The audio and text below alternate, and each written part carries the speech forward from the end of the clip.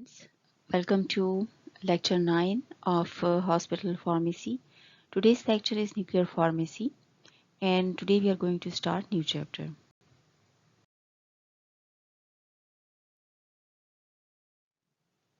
Outline for today's lecture, we are going to discuss about the definition of nuclear pharmacy, in how many ways you can define nuclear pharmacy.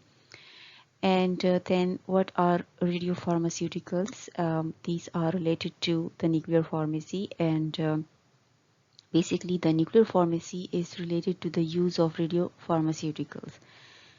And radiopharmaceuticals use in treatment and diagnosis. So we will have a look about these things in our lecture.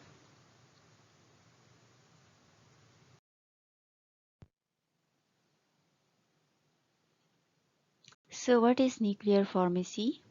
First way to define nuclear pharmacy is that it is a branch of pharmacy which deals with preparation of radioactive materials which are further used to diagnose and treat specific diseases after administering to the patients. It is also known as radiopharmacy. So another name which could be given to this field or a branch of pharmacy is radiopharmacy.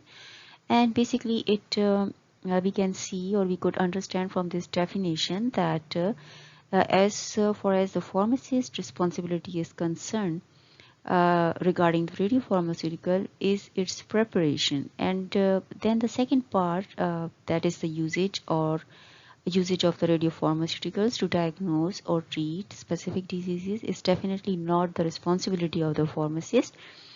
However, the pharmacists do involve in its dispensing.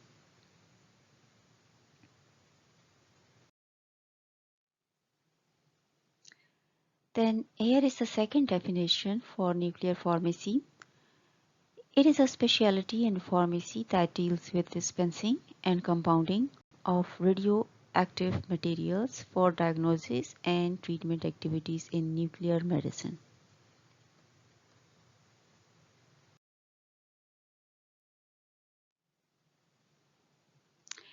Radiopharmaceuticals. Radiopharmaceuticals are prepared by combining radionuclides, which are radioactive materials, with other elements to develop certain chemical compounds. Then together, combining the radionuclide with another element, the developed compound is called radiopharmaceutical. Now, radiopharmaceutical on the basis of the joint chemical compound with the radionuclide is capable to reach within it to a certain cellular receptor within the body, or to localize itself in a specific organ, for example, thyroid gland. So then it is able to produce localized radioactivity within that organ, and in this way it is responsible for the treatment or diagnosis or whatever purpose it is being used.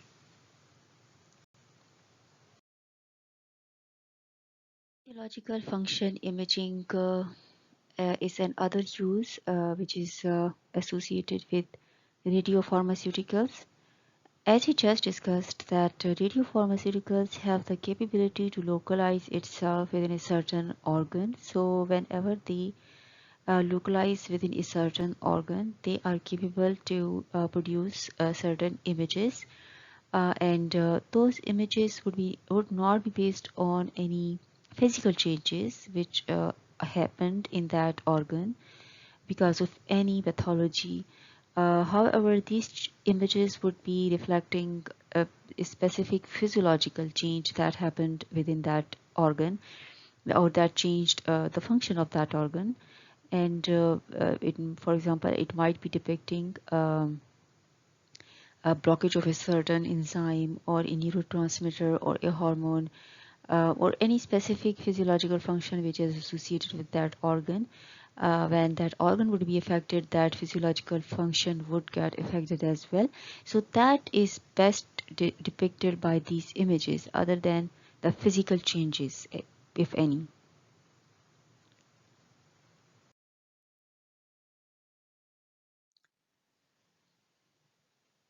So commonly used isotopes for nuclear imaging include fluorine 18, gallium 61, krypton 81, rubidium 82, nitrogen 13, technetium 99, indium 111, iodine 123, xenon 133, and thallium 201.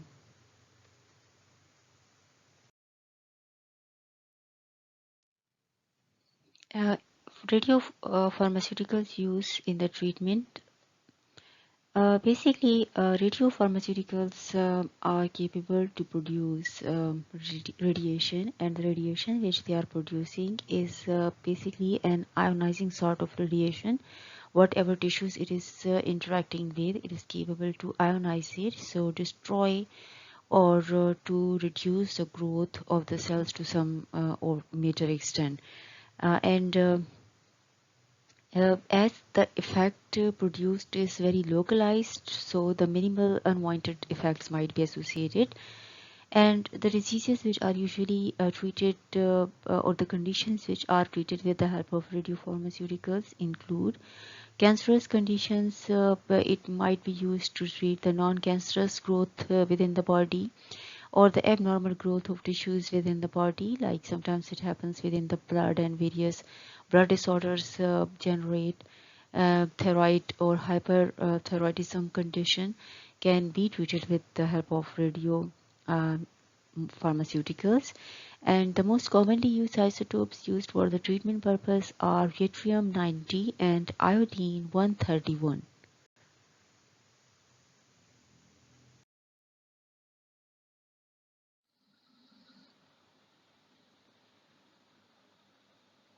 Good practices in radiopharmacy.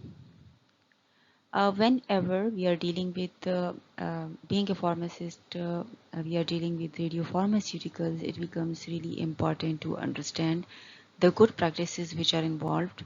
And the main purpose of good practices is not only prepare or to handle or to dispense the radiopharmaceuticals in a safe way, but also to keep the person, the pharmacist who is dealing with all this stuff to save and protect it. Because we just discussed that radiopharmaceuticals are capable to emit a certain ionizing radiations, and which are capable to harm. So there are certain practices which are required to be adopted by the pharmacist, like protective clothing is very important. They should wear such sort of clothing which is protecting them from any radiation which they are coming in contact with.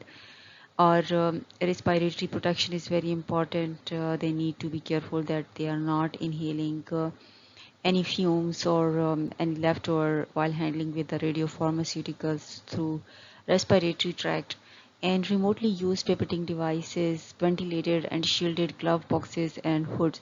So the purpose of all these things is that you are dealing with the radiopharmaceuticals at a distance, at a safe distance, and up to which this radiation is not capable to harm you, because though it is low distance traveling radiations, but if you come in contact with irrespective of whatever tissue they are coming in contact with, they are capable to cause the damage to that part. So uh, to adopt the good practices in radiopharmacy is extremely important. So working area and the equipment should be clean and in proper order. Definitely the area where the radio pharmacist is working, they should take care that the area is clean, and the equipment should also be clean. The purpose is that whenever you are handling with radio pharmaceuticals, there is this arrangement and order in all the things and equipments, so that you clearly identify and do not mix anything wrongly, or any container which might or might not be containing the radiopharmaceuticals mistakenly for something else. So everything should be properly in order, clean and well labeled. Then no smoking or eating in the radioisotope working area. This is also part of the good practice. The basic reason is definitely to avoid any sort of accident, and also to avoid the contamination. while eating. Containers containing the radioactive material and waste should be properly labeled. Just I mentioned that the radioactive material, wherever you are containing them, the containers, whether they are being used for the storage or packaging or the disposal of the waste, they should be properly labeled so that they are not opened mistakenly or accidentally, and so they cause health hazard and dangerous situation.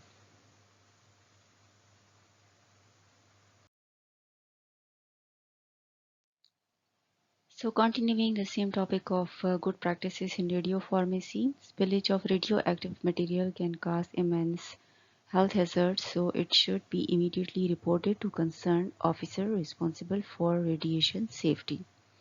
And a proper decontamination process should be adopted, as we previously discussed, that there should be a proper labeling process for the storage or the of the waste disposal or the active radionuclide or any prepared radiopharmaceuticals. There should be a proper setup of labeling so that the radioactive material should not be mistakenly opened or accidentally opened and so cause any sort of hazard. Request by the physician should be directly explained to the pharmacist. We can see that now the process of demanding or requesting is a little different, that usually the demand can be put up with the help of a nurse or some other ways of drug requests are there. But now in this case, physician is being advised to uh, explain their demand directly to the pharmacist.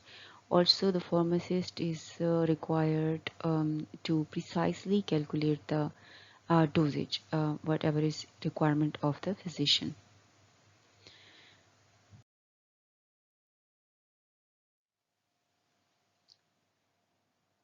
Okay, next is that throughout the process for measurement purpose, a remote pipetting device would be used. As we discussed earlier, that remote pipetting device is helpful in preventing the radiation from getting in touch with the radiopharmacist, because the effect of any radiation is localized within a certain range.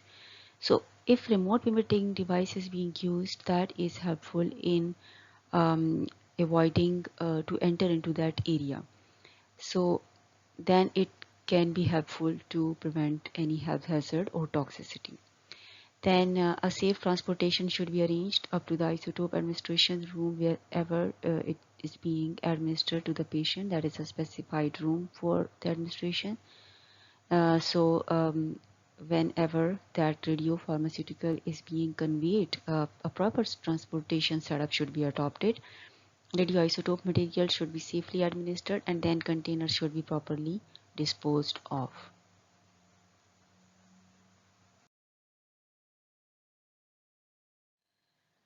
So students, this topic of nuclear pharmacy is still continued. In upcoming lecture, we will continue the same topic.